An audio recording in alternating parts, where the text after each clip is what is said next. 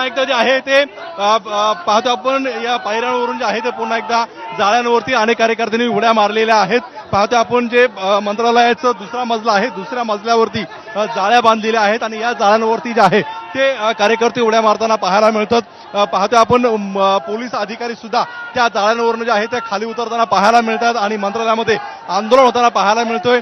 मागच्या 2 दिवसापूर्वी जे आहे ते या ठिकाणी आंदोलन झालेलं आपल्याला पाहायला मिळालं होतं. उपाध्यक्ष नरहरी झिरवळ आणि आदिवासी आमदारांनी जे आहे याच मुद्द्याला घेऊन कुठेतरी आंदोलन केलं होतं.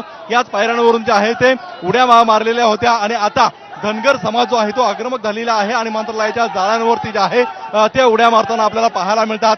महिला पोलीस अधिकारी या जाळ्यांवरती गेलेल्या आहेत आणि कार्यकर्त्यांना जे आहे ते वरती काढण्याचा प्रयत्न करतात. मात्र कार्यकर्त्यांनी जे आहे ते त्यावरती आपली भूमिका जी आहे ती ठेवत आंदोलन जे आहे ते मागे घेण्यास नाकारताना पाहायला मिळतात. त्यामुळे अनेक कार्यकर्ते 100हून अधिक कार्यकर्ते जे आहे ते मंत्रालयात पोहोचलेले आहेत. धनगर समाजाचे सगळे हे युवक आहेत आणि आदिवासी समाजामधून धनगर आरक्षण मिळावा या मागणीसाठी हे आंदोलन जे आहे ते सुरू झालेलं आहे आणि त्यासाठी मंत्रालयाच्या दुसऱ्या मजल्यावरून जे आहे ते जाळ्यांवरती उड्या मारलेल्या आपल्याला पाहायला मिळतात. पाहतोय संपूर्णपणे मंत्रालयामध्ये सगळे जे अधिकारी असतील, कर्मचारी जे असतील ते गॅलरीमध्ये आलेले आहेत आणि जो काही सम सुरू आहे त्या संदर्भात बोलताना पाहायला मिळतात.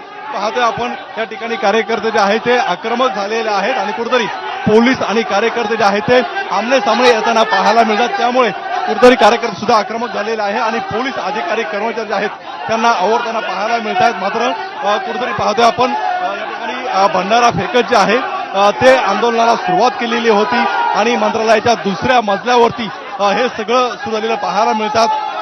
माजी आमदार अण्णा शेंडगे यांचे हे पदाधिकारी जे आहे ते असल्याचं समोर येतंय. पाहतो आपण जसे पोलीस अधिकारी यायला लागले तसे कार्यकर्त्यांनी जे आहे ते पुन्हा या ठिकाणी झोपून आंदोलन करायला सुरुवात केलेली आहे. जाळ्यावरचे जे काही उड्या मारल्या होत्या त्यांना बाहेर काढण्यामध्ये पोलिसांना यश आलेलं आहे. काही अजूनही कार्यकर्ते जे आहेत ते जाळ्यांवरती आहेत. मात्र आपण पाहतोय की ज्या प्रकारे इकडं जवळपास 100हून अधिक धनगर समाजाचे पदाधिकारी कार्यकर्ते जे आहे ते मंत्रालयात घुसलेले होते आणि नियोजितपणे जे आहे त्यांनी आंदोलन केलेलं आहे.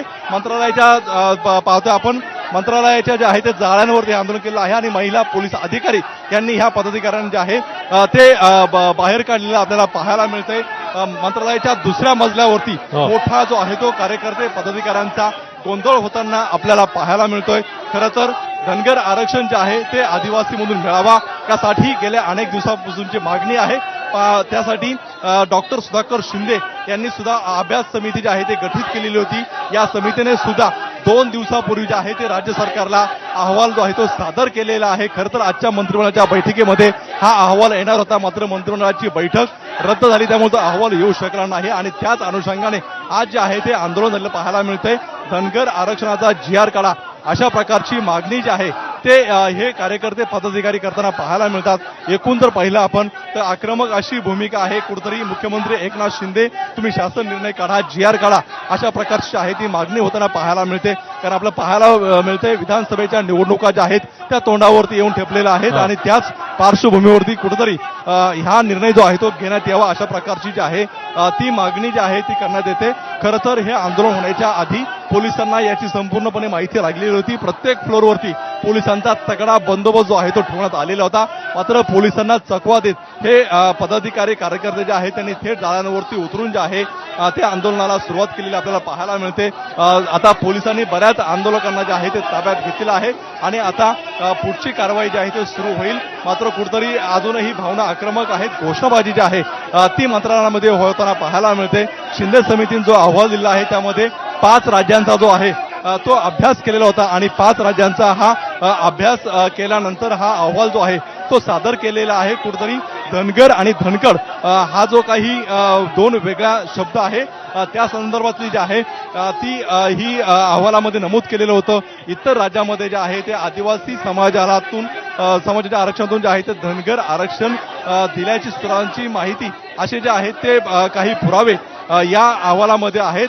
त्यामुळे आपण पाहतोय की आपण हे आंदोलन जे आहे ते सुरू आहे आणि आता पोलिसांचा सुद्धा मोठा फौजफाटा सुरू झालेला आहे आणि आंदोलन जे आहे ते स्थगित करावा अशा प्रकारचं जे आहे ती पोलिसांची मागणी होताना जे आहे ते पाहायला मिळते. राजू, सध्या तिकडे जे आंदोलक आहेत त्यांचे कोणी प्रमुख नेते उपस्थित आहेत, त्यांच्याशी